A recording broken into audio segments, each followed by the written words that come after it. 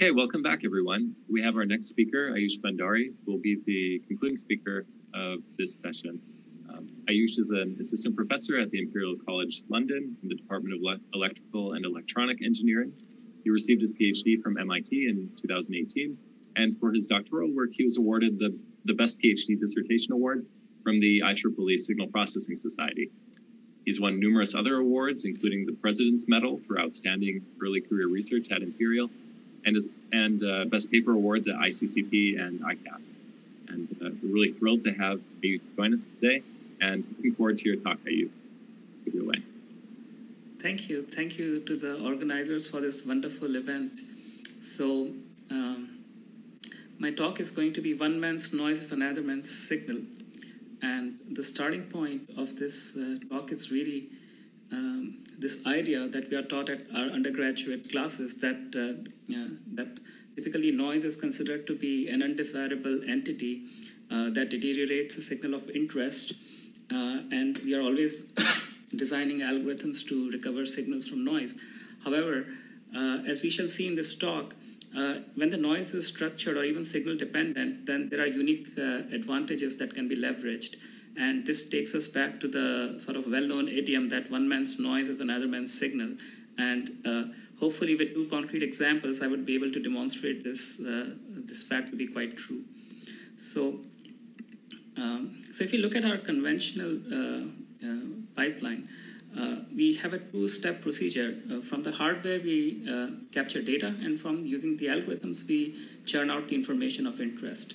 Now, to be able to leverage information from noise, this approach is not going to work because typically what is happening is that any information lost at the hardware level would not let you leverage optimal information from the algorithms, because algorithms always assume that you are capturing data within certain limits of the algorithm's functionality. So, of course, to be able to go beyond this, we need to rethink how we are capturing information such as signals and images.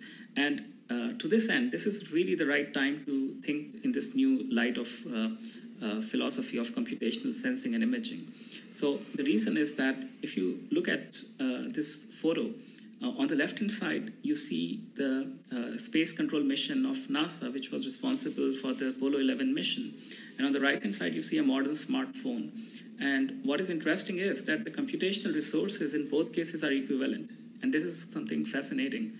However, when we are designing algorithms, this kind of leverage is very hard to incorporate, or has for most part been ignored. And let me give you a concrete example. Image super resolution. So most of my work has been in signal processing. Many of my colleagues have looked at the image super resolution algorithms for 2 decades now. But if you go to a manufacturer like Lycon, Canon, or Leica, they would just resort to hardware. So they would make a 50 megapixel sensor rather than relying on algorithms for image super resolution. So this concretely tells you that we are not leveraging the computational resources at hand. So now, as the hardware is being pushed to its limits, only recently, in the last 10 years or so, people have started to exploit this kind of a co-design. And the idea is that by leveraging a co-design, you can go beyond conventional sensors designs, and you can leverage how you capture information in an optimal way, and then you use advanced algorithms for recovery. So what this typically allows you to do is it allows you to go beyond sensing barriers.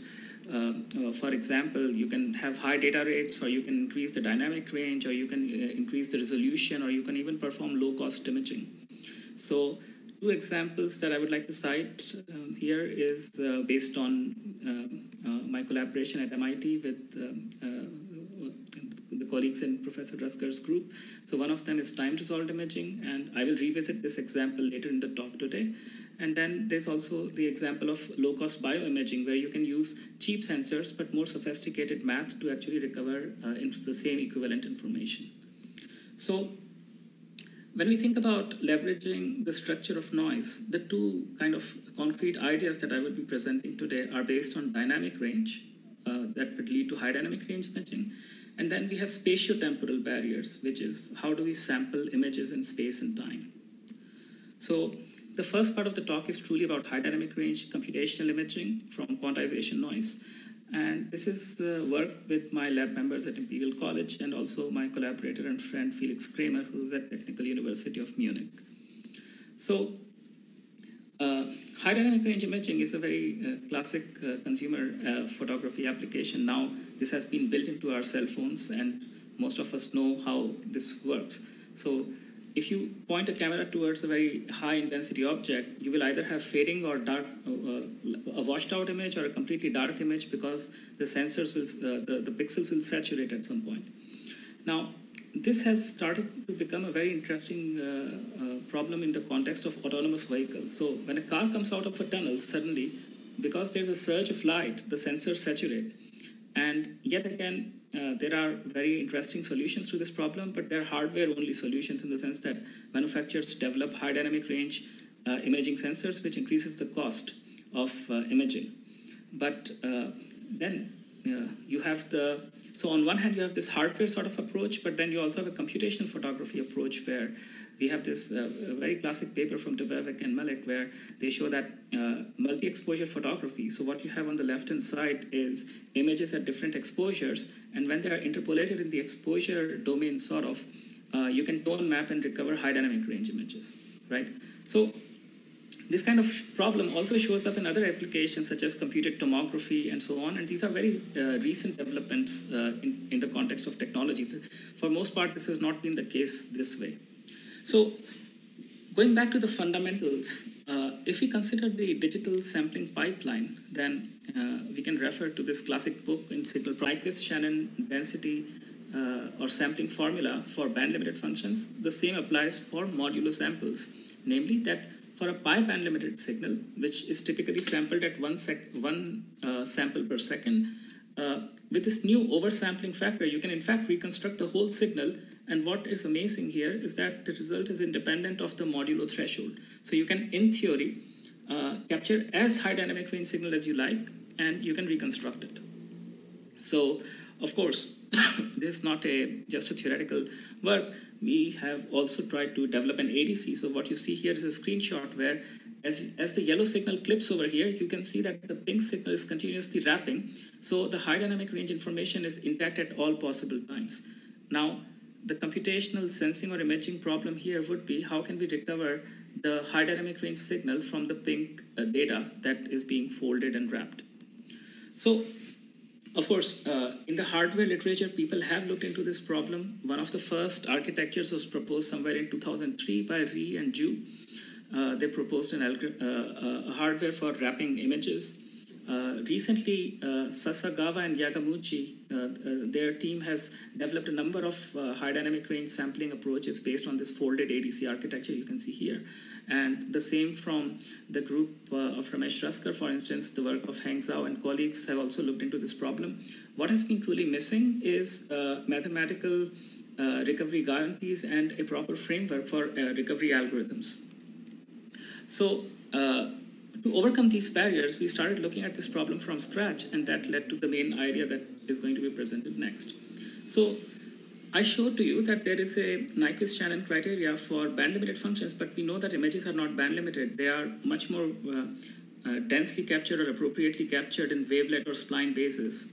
So if you have wavelet and spline models for imaging, then the question is that if we start with an image, G, which can be written in some spline space, and then we observe point-wise quantization noise, or let's say the modulo samples, then the question is that can we have an analogous Nyquist principle that we can guarantee high dynamic range reconstruction?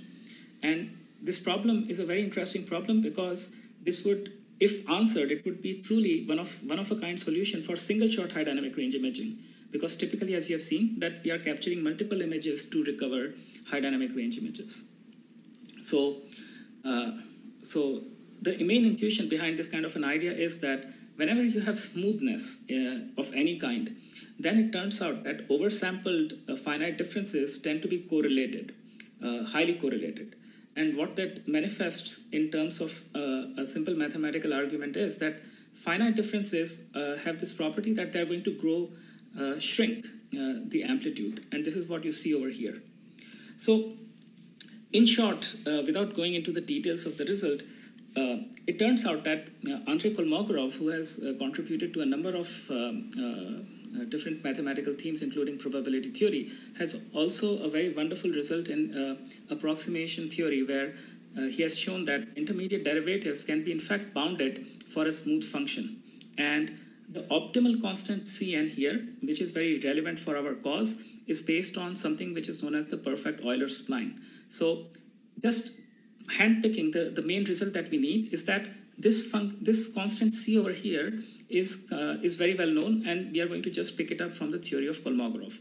So the main idea is that if an image, let's say G, lives in some kind of a spline space which has n times smooth, then it turns out that you can choose a sampling rate which is proportional to the maximum value of which is inversely proportional to the maximum dynamic range of the image. So BG is the maximum value that the image can take. And lambda is your wrapping, basically your wrapping threshold. So based on these two quantities alone, you can actually guarantee exact recovery. And just to show you how the recovery is done, it's based on a simple iterative algorithm, which is going to start with some wrapped samples or image measurements, and then at the output you get the reconstruction. So this is a more interesting demonstration. So what you see on the left hand side is basically a quantization image. You can see that a 255 or an 8-bit image has been wrapped in amplitudes between -1 and 1. So on the left hand side you have a black and white image, and on the right hand side you have a colored image.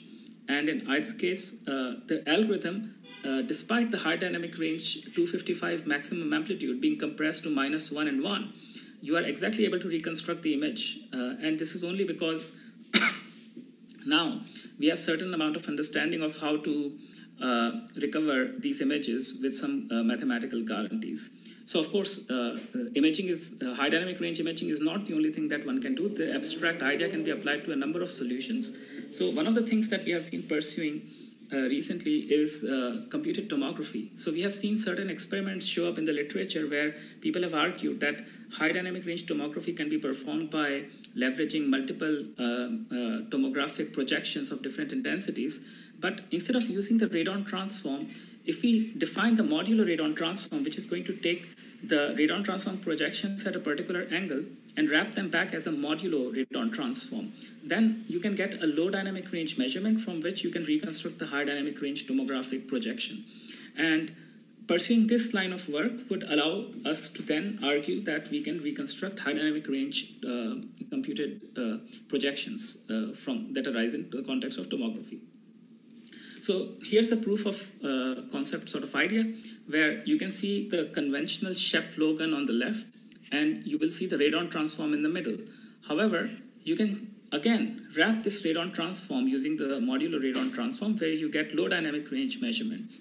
And then using the algorithm that I have not yet described in this talk, we have shown that it is possible to reconstruct the original tomographic image exactly.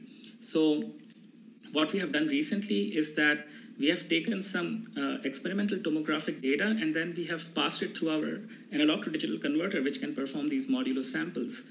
And based on that, we have made a proof of concept work, which would be beyond the scope of this particular presentation. But the main idea is that you can also perform high dynamic range reconstruction in the context of tomography. So that was the first part, where the idea was that you can take quantization noise and then recover high dynamic range images. But now the second part of the talk is how we can use, again, noise from the measurement to actually perform very low complexity, time resolved or 3D imaging. So for the last many years, capturing the plane optic function and its parameters has been the holy grail in imaging. And many different ideas have been adopted, for instance, illumination diversity, view diversity, and so on. But the idea of capturing images at time resolution is a very recent idea, maybe just 10 years old.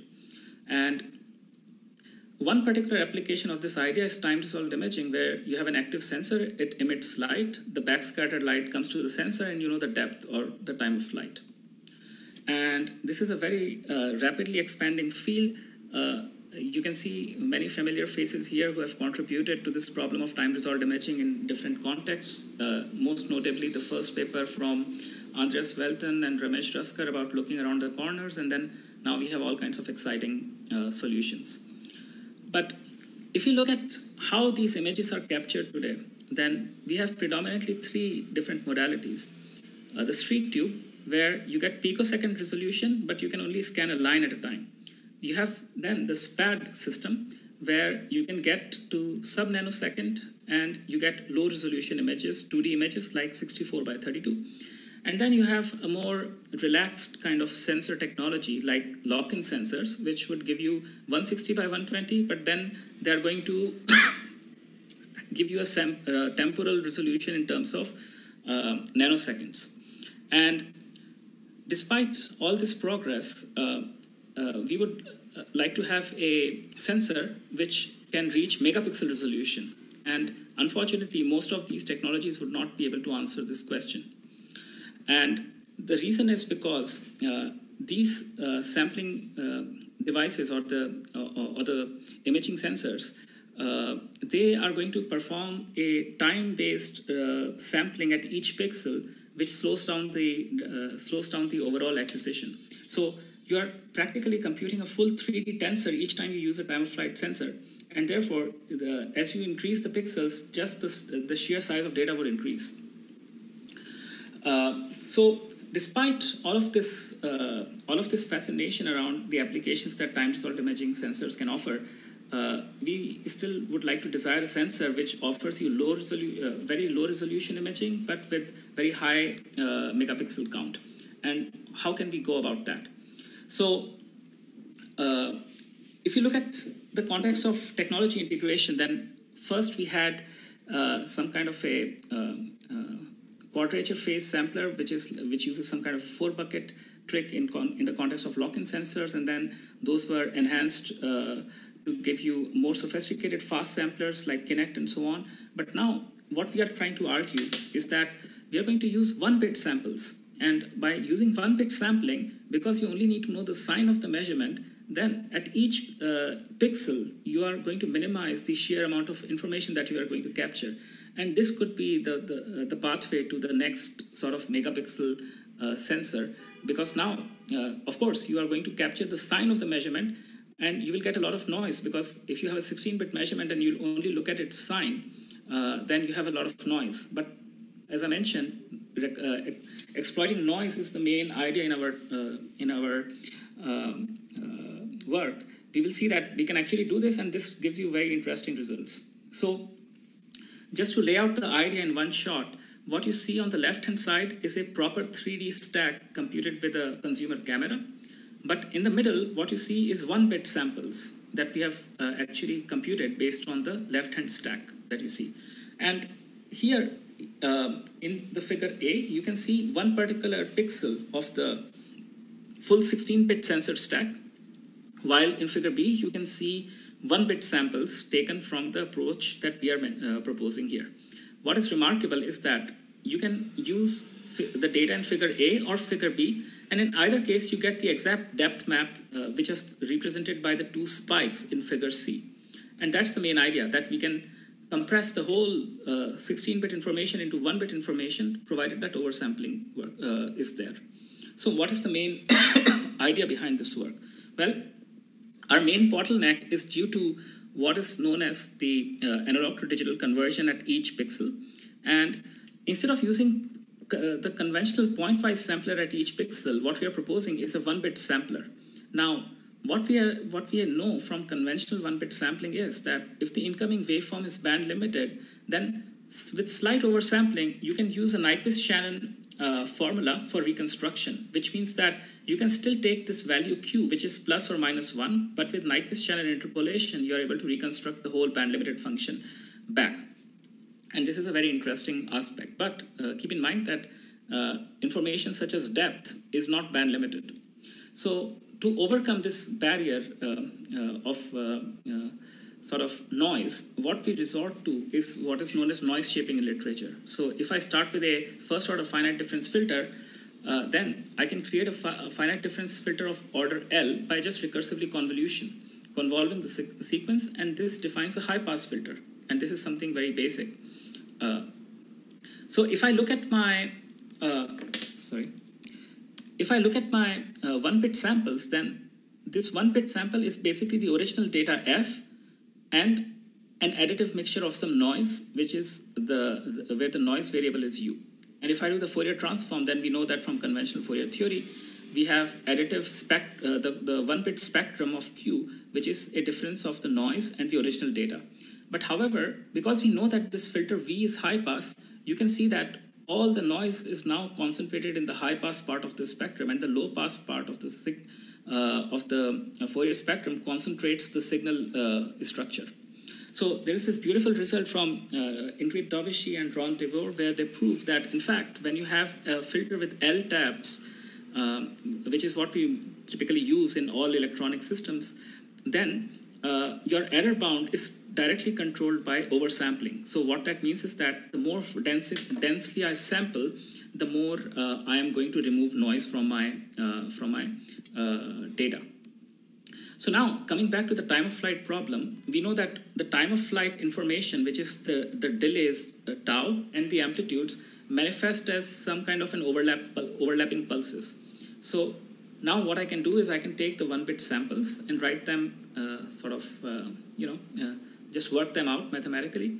And then what I can see in my Fourier domain equation is that the noise is concentrated in the high pass, and in the low pass, I have a sum of signs. And where do these sum of signs come from? They come from the depth information that I'm interested to capture.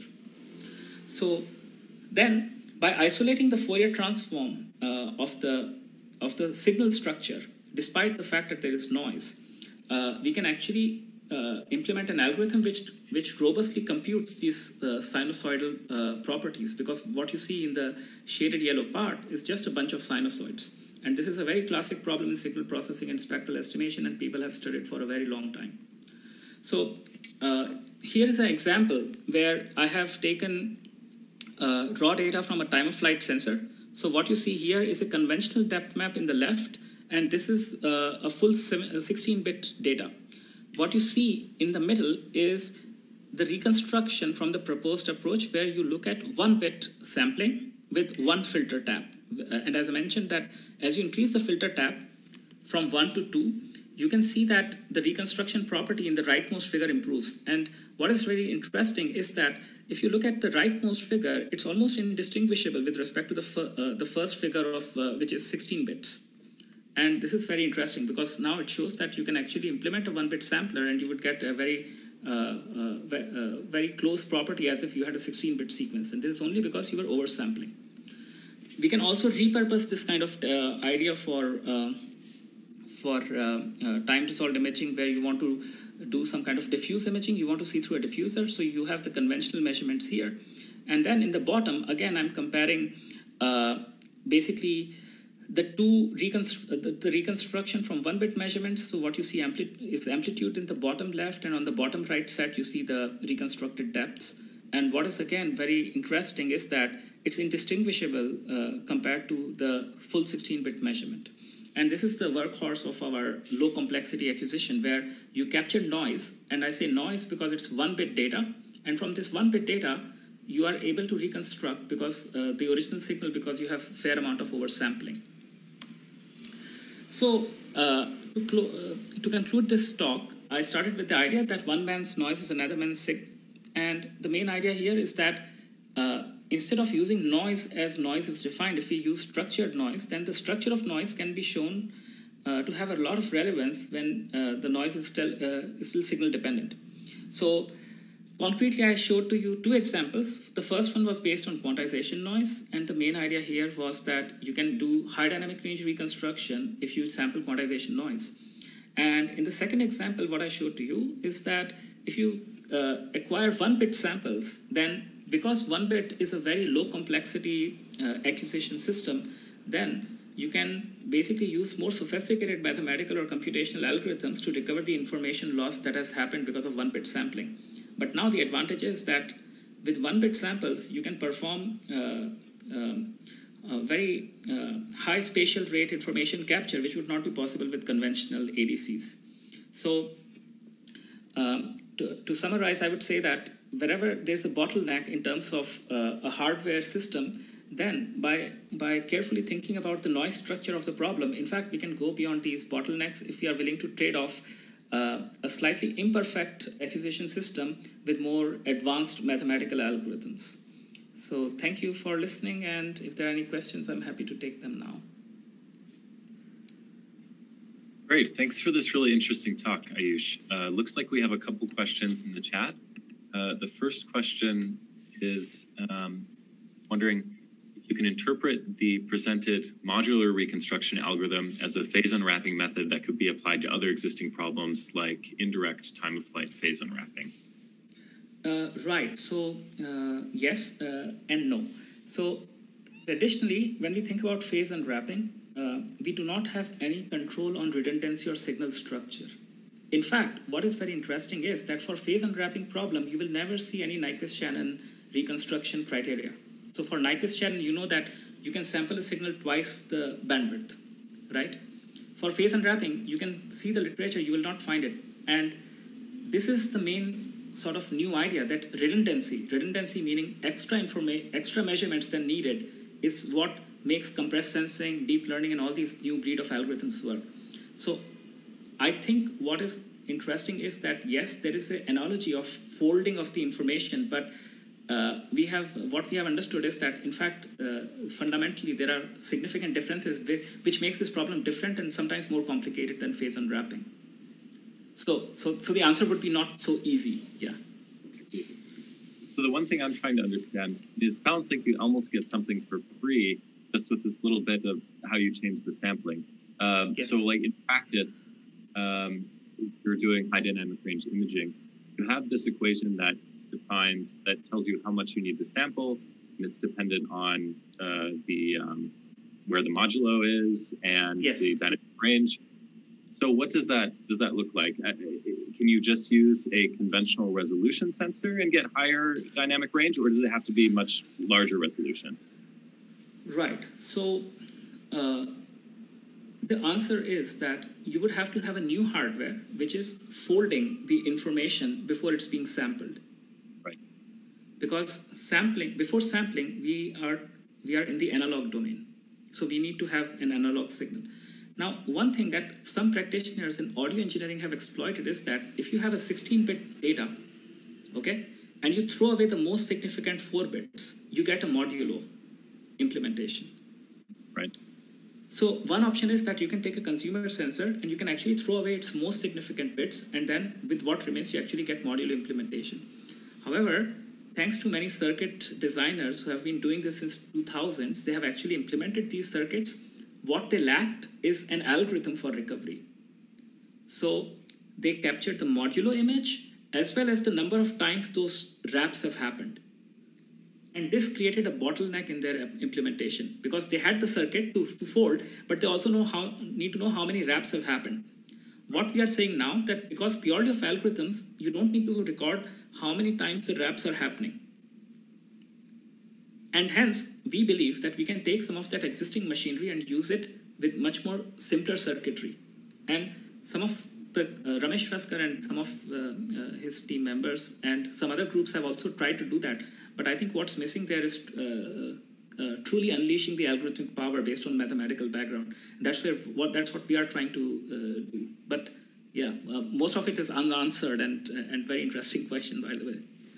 Yeah. Okay. Okay, and there's one more question in the chat. Barmak Peshmat says that he loves the title of the talk. What is the best way to have the sensor actually fold the signal once it passes the saturation? Can the modulo sampling be advantageous in the lower end of the dynamic range? But I think you kind of answered this, right? You're actually you're folding it before it's actually sampled, right? Yes. Is that correct? Yes, absolutely. So one thing I would like to add that a lot of people sometimes miss is that if you have a fixed bit budget, let's say you have 8 bits, then it's much better to give 8 bits to a modulo sampler, because if you assign 8 bits to voltages between 0 and 1, you get a much higher resolution than you assign 8 bits to voltages between 0 and 10, because your intervals are much larger. And therefore, in many applications, you cannot recover a signal which is very low dynamic range because your quantization has pushed it into the noise floor. But with modulo, this would not be a problem. And in a parallel sort of work that is emerging in the signal processing community, now people are starting to address this problem from compressed sensing point of view because they are interested to see that they can recover very low weak signals by folding them, because quantization still helps you capture that information which was previously not possible when signal was not folded. Really interesting. And I think there are potentially many applications, as you've shown and discussed, for computational imaging as well. So I hope that this is something that gets picked up and we see even more interest in this area. So thanks again for your talk, Ayush. And at this point, well, this concludes the second session. We'll be back with the third session of the CCD workshop in about 45 minutes. We'll resume at 1:30 p.m. Central Daylight Time with the third session. Thanks again, Ayush, and we'll see you all soon. Thanks for organizing. Thank you.